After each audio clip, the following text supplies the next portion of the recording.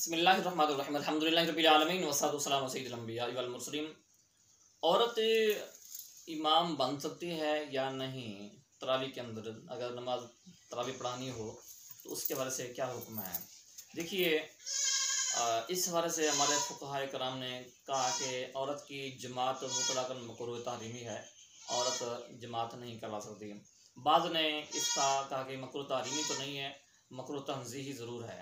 देखिए, कुरान पाक जब बंदा याद कर लेता है, अगर वो सुनाने ना पढ़े ना सुनाए ना, तो ये इसके भूलने का ज़्यादा अंदेशा होता है, ये भूल भी जाता है। तो इसलिए बाद उलमा ने इजाज़त दी है कि तरावी सुनाने की, कि औरत अगर हाफ़िज़ा है तो वो औरतों की इमामत करा सकती है, औरत औरतों की इमाम बन सकती है।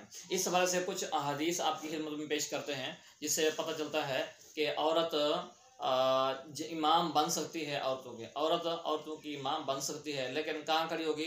औरतों की जो साफ़ है उसके दरमियान में ये खड़ी होगी।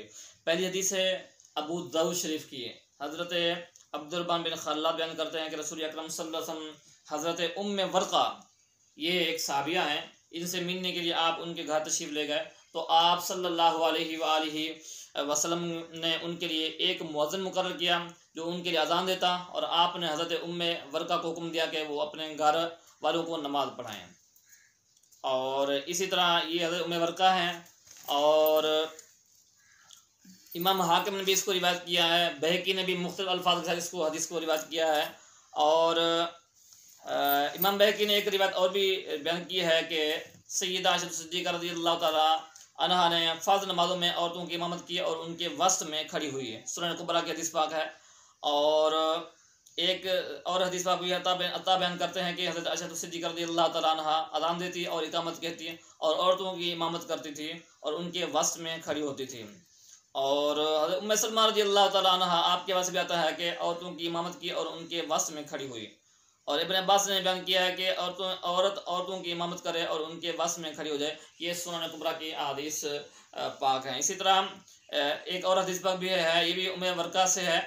बयान करती हैं कि वो रसूल अकरम सल्लल्लाहु अलैहि वसल्लम के ज़माने में इमामत करती थी और आपने उनको इजाज़त दी थी कि वो अपने घर वालों को नमाज़ पढ़ाए। ये सुनन दारक़ुतनी की हदीस पाक है। इसी तरह ये आयशा सिद्दीक़ा और उम्मे सलमा रज़ियल्लाहु तआला अन्हा, उम्मे सलमा रज़ियल्लाहु तआला अन्हा ने नमाज असर पढ़ाई, और साबिया कहती हैं कि ये हमारे दरमियान में खड़ी हुई है।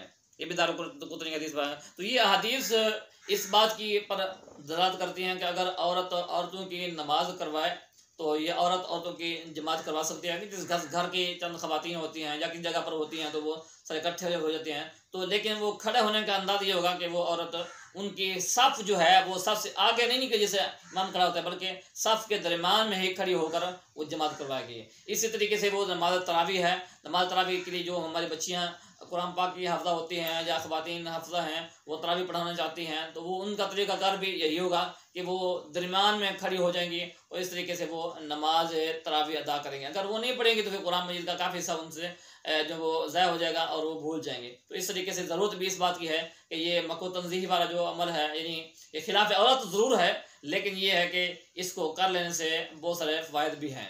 लिहाजा औरत की नमाज तरावी पढ़ाना, औरतों को और उनके बस में खड़ा होना बिल्कुल जायज़ है और वो करा सकती है।